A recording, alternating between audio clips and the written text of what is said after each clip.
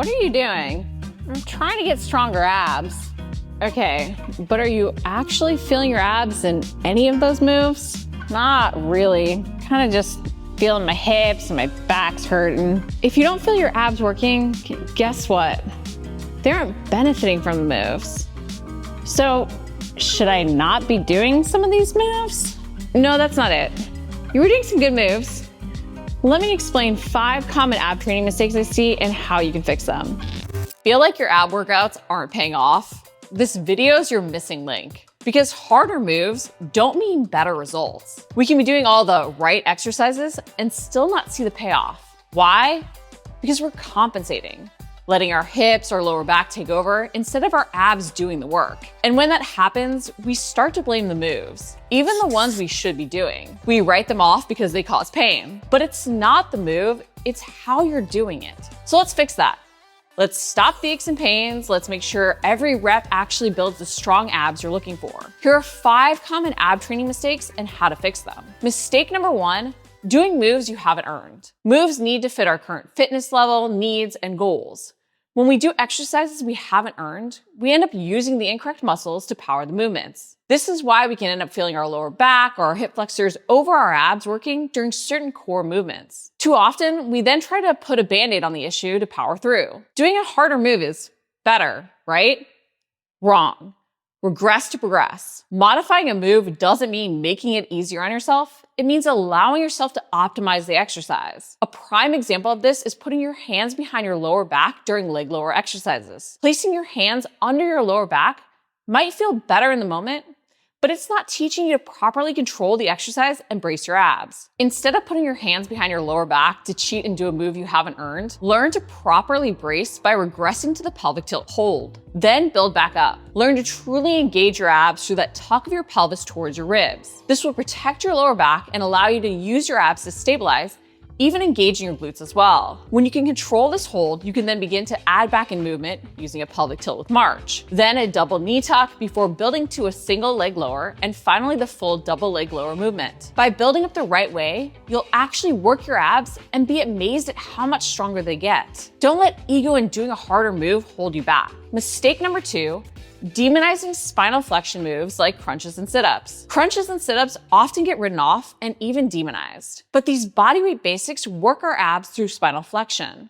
something that planks or big heavy lifts don't do. It's our abs' job to power that rounding of our spine, so we want to include moves that train it. The key is using these moves correctly so that we don't just rely on our hip flexors or end up overusing our lower back. Spinal flexion is about thinking of the curl or roll up one vertebrae at a time. Starting out, you may find crunches are easiest to control as they are more isolated movement. You're only having to really focus on your abs powering a smaller range of motion to flex your spine and lift through your shoulder blades. Really focus on your abs curling your upper back off the ground as you press your lower back down into it. The crunch can really help you focus on that ab activation and mind-body connection because it's so isolated. Then you can start to move into sit-ups, learning to control the full roll up. Too often with sit-ups, we just, sit up, letting our feet flop around or even using momentum, swinging or arching back overhead when we lay down. Instead, slow things down and think about rounding forward as you reach towards your toes to roll up, then slowly lowering one vertebrae at a time back down. But don't avoid training this movement pattern. It may not only be the key to getting the strong, amazing ab definition you want, with your diet dialed in, of course, but may even help you avoid back pain in your other lifting exercises. Mistake number 3, not focusing on the correct muscles working. Often we are including the right core moves. We're just trying to mimic what we think is proper form and not performing the full exercise or using the correct muscles to power the full movement. It goes back to mistake number 1. We're trying to do an exercise we haven't earned, so we cheat. We do leg lowers where we aren't bracing our abs properly with a posterior pelvic tilt, so we're only really using our hip flexors to lift and lower. Or we're doing hanging ab moves and not actually curling our knees towards our elbows by rounding through our spine. We're only really bending and extending at our hips to tuck our knees up. If you feel your hip flexors working during these reverse crunch or leg raise movements, your hip flexors are what are getting worked, not your abs. This perpetuates aches and pains and makes all of our hard work not pay off the way it should, and even backfire.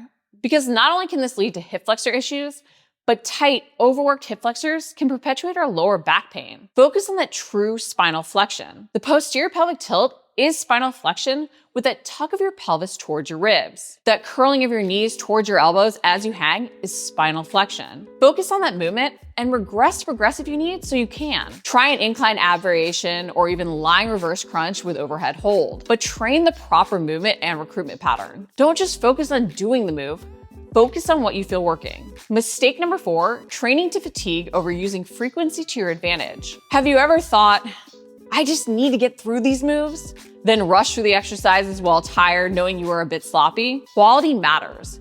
Yet so often, we only focus on quantity. We seek to be sore and tired. Instead of trying to destroy your abs in a workout and do a ton of reps and sets, lower the volume and train them more frequently over the week. And have a clear set routine you repeat each week. Don't randomly string things together. While ab exercises can and should be done for higher reps, like 15 to 25 reps per set, with generally lighter loads, if any weight, you still don't want to focus on just doing hundreds of reps in a day. Spread out the volume over the week. When you're fresher and less fatigued for the movements, you'll perform a better quality of work. You may find you're even able to do a more advanced variation for all the reps than you could have had you stacked them all together. And you put yourself at less risk for getting tired and then calling on other muscles to help you power through the moves. Think about even just a couple of moves done for 2 to 3 sets, 3 to 4 times a week. Mistake number 5, focusing on doing more over intensity. A 2-minute plank where you're zoning out, not helpful. Yet often we focus on doing more over not only the quality, but also the intensity of each rep. When you're doing an exercise, focus on really challenging yourself with the movement. Focus on what you feel working and engaging that muscle fully. With bodyweight movements like the plank, use that mind-body connection to try and engage your abs and entire core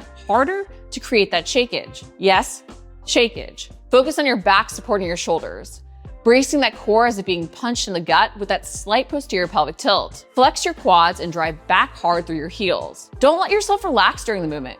Create that tension, because holding longer while cheating may make your ego feel good, but it isn't making those abs work more. We often end up compensating as well, which is why we feel our hips or back the next day, even if we didn't notice them during. It's not about the clock, it's about the tension. You want to feel like you're barely surviving a 15-second hold the more advanced you are over having ego and just going longer. You want to use that more advanced ab move, even if you have to pause to complete all the reps. Shorten the time, maximize the effort and intensity. Stop going through the motions with your workouts or letting ego lead you to try to do moves you haven't earned.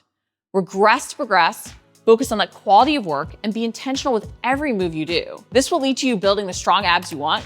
You can then reveal through proper nutrition.